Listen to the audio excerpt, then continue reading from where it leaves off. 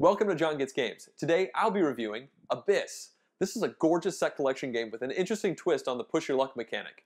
First I'll go over the rules and then I'll jump into my review. Alright, so how do we play Abyss? On your turn there are three different options you can choose for your full turn's action. Those are exploring the depths, visiting the council, and recruiting a lord. I'll explain those three things now. To explore the depths, you first draw the top card from this deck and then offer it to your opponents to see if they want to purchase it from you. You don't actually have dibs on this card until everybody's passed. So player 2 here has 1 pearl, and they could purchase this card if they want to because the first card purchased in a specific turn costs a single pearl. The second card to be purchased will cost 2 pearls, and the 3 cards will cost 3, etc.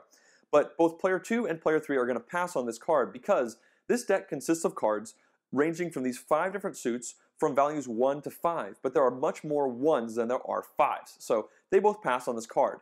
Now I have the option of taking this card for free, or I could draw another card, at which point my opponents will again have dibs to try and buy it from me. So let's go ahead and do that. And so now I drew a 4, which is not good for me because there are very few 4s in this deck, and player 2 is going to gladly spend 1 pearl to me in order to take this card. Now, one nice thing is that if player 2 happen to have more pearls, they still would not be able to buy more cards from this round. Once you grab 1 card from an opponent on their turn, you're out. Unfortunately for player 3 here, they only have 1 pearl, and the second card to be purchased in a round is going to cost 2 pearls, so I effectively don't have to worry about my opponents taking good cards from me now, so I'm going to keep drawing. Alright, so this next card here is a monster, and this is the only kind of card in this deck that is not the value 1 through 5. The way this works is we interact with this monster track over here. We see at the beginning of the game this marker starts at the 1 level. When you reveal a monster card, you can either fight the monster or you can avoid the monster. If you fight the monster, then you discard this card and your turn is immediately over. And at that point, you take rewards equal to the current level of this little token on this track. So at the very first level, I would be able to take 1 pearl from the bank, or I could take one of these victory point chips. And these range in value from 2 to 4 victory points for endgame scoring. But if I don't want to take this monster, because that's not a very good reward for me right now, I instead avoid it by discarding the card, and then I push this marker up 1. So the next time a monster comes out, it's going to be a better reward option for the person who drew it. So once again, let's draw a card. So it's a 2 of Seahorse, I don't really care about that, and nobody can buy it. And we got a 1 of Jellyfish, that's really not good. Let's keep pushing our luck. Okay, so at this point, I could take this 3 of Shells, or I could draw 1 more card. And if I draw 1 more card, it's going to go onto this spot here, and it has a pearl on it. Now that spot, once a card hits there, no opponents even have a shot to take it from me, and I am forced to take that card, but I get a pearl from the bank for my efforts. So let's just do that, draw the final card, and I lose. So I get a 1 of Octopus, but I get a single pearl from the bank, and I'm pretty unhappy with that turn because player 2 here got way more stuff, and it just cost them 1 pearl.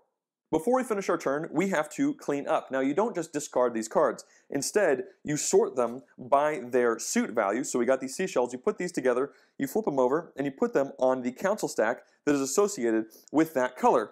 And I'll explain why that's important right now. The second option you can take for your whole turn is to go to the council, and that's really simple. All you do is take all the cards from one of these stacks. You don't get to look at the cards there, you just have to kind of remember the cards that got sorted down, or just say, hey, there's a lot of cards there, I'm going to take them. So for a whole action, I can just take this stack here, look at them and say, oh cool, a 3 and a 1, that's pretty good, and my turn is over. The third and final option you can do for your whole turn is to recruit one of the lords on the bottom of the board. You can see the numbers in the top left are the victory points that you're going to get for recruiting that lord at the end of the game. And the number on the bottom left is much more important because that is the cost to recruit that lord. Now, if we look at our hand right now of allies that we acquired through visiting the council and exploring the depths, we're going to spend these cards in order to recruit these lords.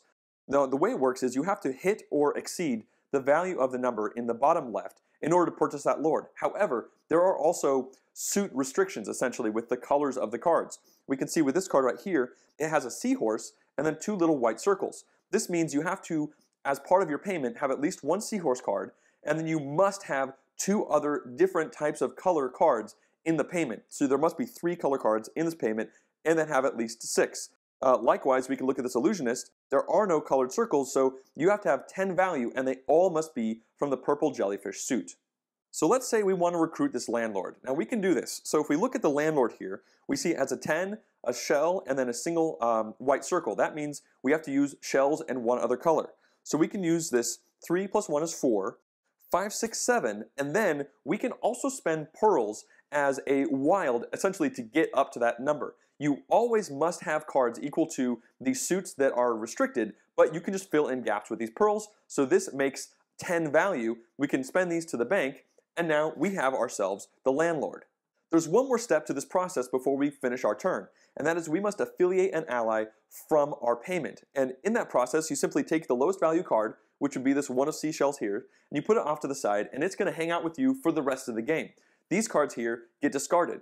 The way these affiliates work is at the end of the game, you're going to get victory points equal to the highest value affiliate for each of the 5 different suits in the game. So you're incentivized to spend cards that have high numbers because the lowest of those numbers is going to get affiliated. This is only worth 1 point, but if you could work it so that a 4 value is your lowest, well then that's 3 more points at the end of the game for you. Once you've recruited the Lord, you're going to slide the rest of the Lords down, but you're not going to refill this slot here. That only happens once this 3rd Lord gets taken. So if these both were gone, and somebody recruited this, then this would reveal these 2 pearls. That player would take 2 pearls from the bank, and then the rest of these slots would get filled in from the deck. There's one other way to fill this in, however, and that is at the beginning of your turn, you can always spend 1 pearl to bring out 1 Lord, and you can do that as many times as you want. So it's another way to spend pearls to get more options before you potentially try to buy a Lord. Before I move on, I want to quickly point out a couple more things. The first is that this card we just recruited has an ongoing effect. We get to gain a pearl during each of our turns. There are also cards that have a little arrow, which mean it's a one-time effect the moment you recruit the card, and then you don't get to keep activating it. Lastly, many of these cards have keys in the top right corner.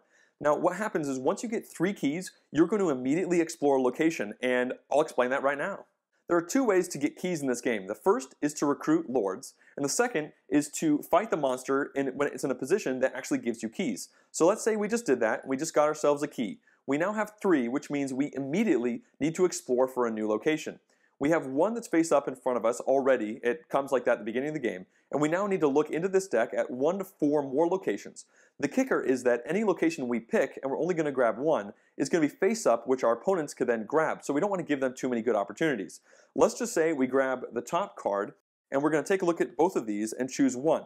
This top one gives us 2 points for each of our merchant lords, which are these green ones over here, plus 5, and this bottom one gives us 2 points for each guild that we have at least 1 lord in for a maximum of 12. This is currently only worth 4 points to us, and this is worth 7. So I'm going to say we'll leave the Abyss out here, and somebody else can grab that later, and we're going to explore this location. When you do that, you stick it over the bottom part of all the lords that have keys that apply to that 3 level. You discard this card right here. This means you no longer get that really cool ability that was on the bottom of the card. However, this is a big way to get victory points at the end of the game.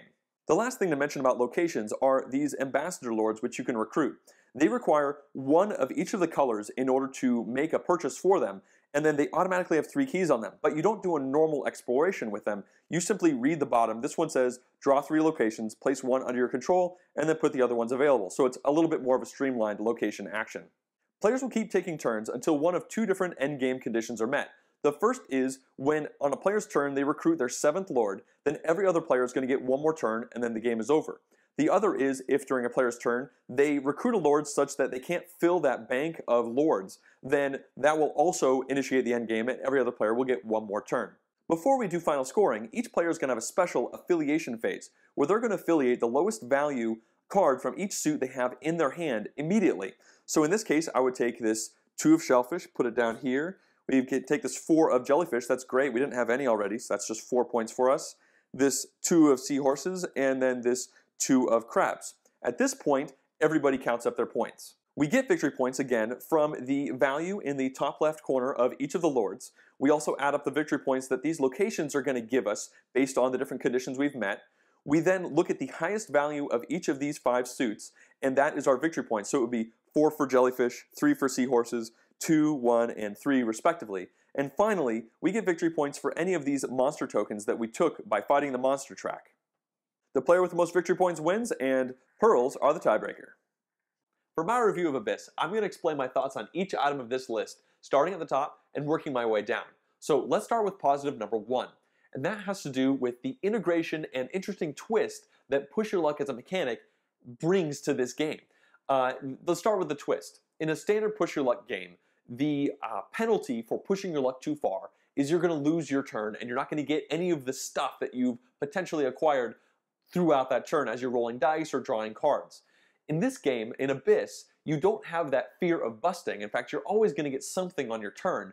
Instead, you have a fear of an opponent having a better turn than you, potentially multiple opponents. Because when you draw those cards, they have a chance to buy it from you before you have a chance to even grab it.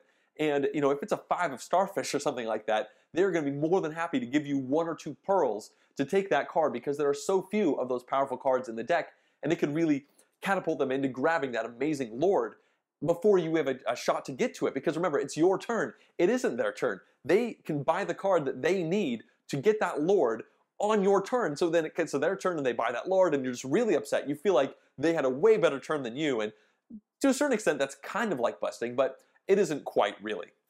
This also comes into play with a monster track, because when you draw that monster, you either get to fight it or pass. And if you fight that monster, you're going to get that benefit that's associated with it, but you're not going to be getting any cards. And you might be like, dang it, I really need a jellyfish card.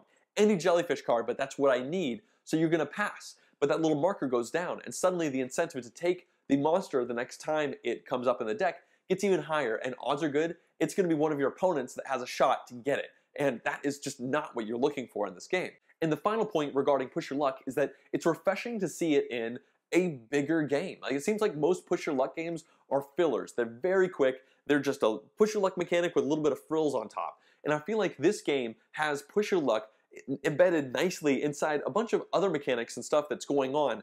And it feels like it really belongs there, and it's just enjoyable to see it integrated that way.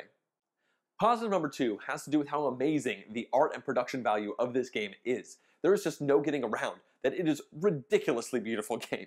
It is the first thing that pops out to anybody when they see it on the shelf with that big, like, snarling face on the front. The fact that there are 5 different awesome covers to this game and you're not sure which one you're going to get when you buy it.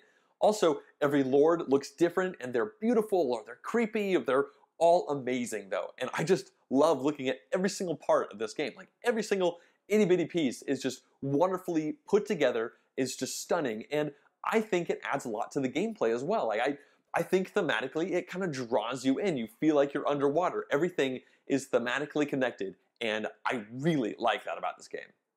Positive number 3 is how the simple turn decision structure, where you pick one of 3 different things to do on your turn, can lead to very low downtime and pretty much constant engagement from everybody around the table. If somebody is exploring the depths, they're flipping over those cards and they're pushing their luck, and everybody else is paying attention because they might want to jump in and grab one of those cards. Now, if you don't have any pearls, that means you're not going to be able to buy anything on an opponent's turn. But that doesn't necessarily mean you're not paying any attention, because you want to see what cards come out, because you're going to see them flipped over and sorted into those council stacks, and you want to remember, oh, there might be 2 3 value jellyfish in that one stack, and I'm going to try and grab that if I have the shot to do that on my turn. Also, if somebody decides to take one of those council stacks, then their turn is really fast. So they just say, okay, I'm just going to take all the jellyfish, and their turn is over. Boom, it's the next person's turn. So there's no downtime there. And finally, if you're buying a lord, odds are good you've been thinking about it when it's not your turn. You've been planning it maybe for a couple turns. In fact, you've probably been hoping that your opponents decide to explore the depths, because you might just need 1 jellyfish, it doesn't matter which, and you're just hoping that they flip over a jellyfish, you can pay them a couple of pearls, and you're going to be able to buy that lord on your turn, which means when it gets to your turn, odds are very good, boom, you're just going to buy that lord. Now, occasionally, someone's going to buy the lord that you wanted to right before your turn, and suddenly like, oh crap, is there anything else I can buy? And you might have a slightly slower turn there, but on average, turns are really quite quick, and people are definitely engaged with pretty much everything that's going on, and that's a big plus in my book. And now for neutral point number 1. This has to do with how the starting resources per player, which is 1 pearl each, can lead to a bit of clunkiness in the early game, as well as a bit of an unhappy 3rd and 4th player, because they definitely seem to be at a disadvantage to the 1st and 2nd player. Now, what I mean by that is this. We all start with 1 pearl. I'm the starting player. I start drawing cards from the top of the stack. The person to my left, the 2nd player, is going to have first dibs at any of those cards, and they can just pay a single pearl to take one. So the first good card comes out, they take it, they give me a pearl. I now have 2 pearls, they have 0, and the rest of the people have 1. So I can keep drawing cards and not worry about it. Nobody else can buy cards on my turn because they don't have enough to afford it. They haven't even had a turn. Now it's the 2nd player's turn. they start drawing cards, and the third player has first dibs to get one of those cards for a single pearl. They might do that. The fourth player, again, cannot buy any secondary cards because the third player had the priority, and they still only have one pearl. But the kicker to that is I'm the first player, I have 2 pearls. I can now jump in and buy the second card. And that fourth player is really feeling like, through no fault of their own, they're kind of out of the game for the beginning because they just can't jump in because they don't have enough pearls. So what I feel like is, I feel like they should get more pearls. I feel like the first player should get 1, second player should get 2, then 3, then 4 pearls, so that everyone in that first couple rounds of the game can be active. They have a chance to get a really good card that comes out. I feel like that's good for the game as a whole because it means that person who's pushing their luck is continuing to push their luck. They don't have to have one card go and then be like, screw it, I'm just going to keep on going and hope to get a good thing because nobody else can grab anything. And that just doesn't seem right to me. Also, that fourth player and the third player to a little bit lesser extent is probably going to have less turns than the starting player because this game does not always play the same number of turns. It just has an endgame condition and then everybody else takes a turn. So I definitely want some incentivization to not be unhappy if you are the third or fourth player in this game. So I might house rule it. I see no reason not to. If anything, it'll just speed the game up a bit by injecting more pearls into the system. And while I don't think it breaks this game, it's definitely not that big of a deal. I think it's something that deserves a little bit of attention. Neutral number 2 is pretty simple. I was hoping for more engine building in this game. When I first read the rules and saw about it online, I saw that there were these cards that could have lasting effects that are going to combine into this and combine into that.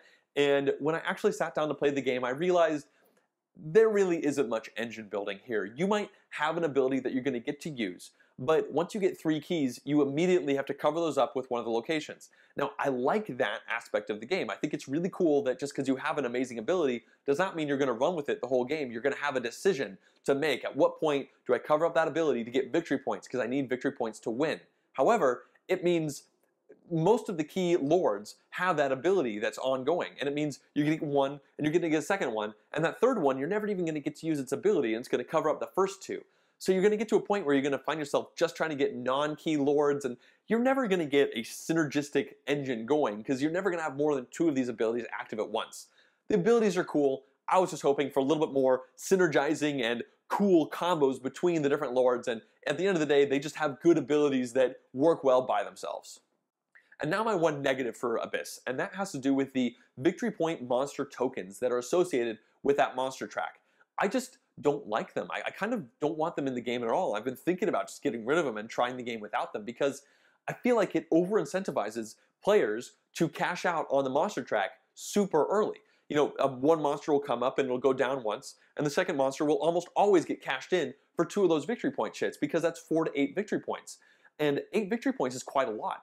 Good lords that take a lot of allies will be 7 or 8 victory points. Winning scores are usually in the high 80s, low 90s, so 1/10 of your victory points could come from the second step on this really long monster track board. It's just weird. Now, I'm not saying I've never seen it get down into the farther reaches of the bottom, but it's been rare. It's usually gone 1 step down and then immediately gone back up again. And I don't like how it doesn't add into the decision structure of the game beyond, 4 to 8 points, that's a lot. I want it to give more pearls and none of these victory points because pearls are interesting. Pearls you can use to buy cards on other players' turns. Pearls you can use to discount on recruiting lords. That is interesting. Taking the keys from the monster track is also interesting because keys means locations, which means victory points, which you want. But keys also mean squashing any potentially good abilities that you spent a bunch of time trying to get. So you might not want to take it because of that. I don't know. I might end up trying it without the monster tokens and just saying, it's 1 extra pearl on each one of those levels and seeing how it plays because I just don't think those monster tokens add anything that I really want to this game. In fact, I think it kind of detracts from it. And now let's talk replayability. This game comes with 35 unique lords that you can recruit into your domain, and their abilities can really change how the game plays each time based off which ones come out. For instance, the green lords give a lot of pearls. So if many green lords come out in the early game, you know that this game is going to have a lot of pearls in the system. People are going to be buying cards back and forth from each other a lot. Versus if there are a lot of seahorses, the yellow, to come out, well, those have high victory point values, but no pearls or really no other abilities. So that might be a much tighter game because people are not going to be buying things as much because there's a lot less money in circulation. And that also goes with all the other suits. They add different little hues to the game, and how many and when they come out is going to change each gaming experience from what I've found. Also, there are a bunch of those locations that you can take, and every one of those is different as well. Those are very much going to affect your strategy as you're playing the game because they're going to tell you stuff you want to do. You might take that location that gives you victory points for every green lord you have. Well, suddenly you really care about getting green lords. There might be another one that gives you victory points for each of the crab affiliates you have. Suddenly you find yourself trying to take crab cards as much as you can. And that makes every game play differently. I mean, obviously you're playing the same game each time, but there is quite a bit of different vibes I've seen through different gameplays that I think the replayability is going to be very high from this game. It's a big thumbs up from me. Now let's talk player count. This game plays 2, 3, and 4 players, and I've played each of those, and I have to tell you, it plays great with all of those player counts. If I was to pick a favorite, I would say that 4-player is the best, and that is mainly because there are just more people who can buy cards from you. There's just more player interaction to be engaged with in this game, and I think that definitely helps the game out quite a bit. In a 2-player game, you only ever have one opponent, so the process of pushing your luck is always going to get to the point where they pay you 1 pearl, take 1 card, and suddenly you don't have to necessarily worry about giving good cards to your opponent anymore because, well, they can't buy any more cards and there's no one after them. That doesn't mean it doesn't play bad with 2. In fact, it's quite good with 2, but if you can get 4 players, I would definitely push for that because that is the best setting for this game. In conclusion, this game hits a whole bunch of points that I really like. It has push your luck with very little downtime. It's got player interaction without it being mean, amazing artwork. All this stuff comes together into a great package, into a game that I really love and I'm very excited to be playing. I look forward to playing it a whole bunch, and that makes this a very enthusiastic endorsement. However, I don't normally mention what other people's opinions are of a game that I'm reviewing, but this one has been quite polarizing. Many people have come into it expecting something that might be a little bit deeper, maybe a little bit bigger, broader, longer, and have been disappointed. I've seen many people kind of a reaction to this game, online mostly. My friends have definitely liked it when they played it.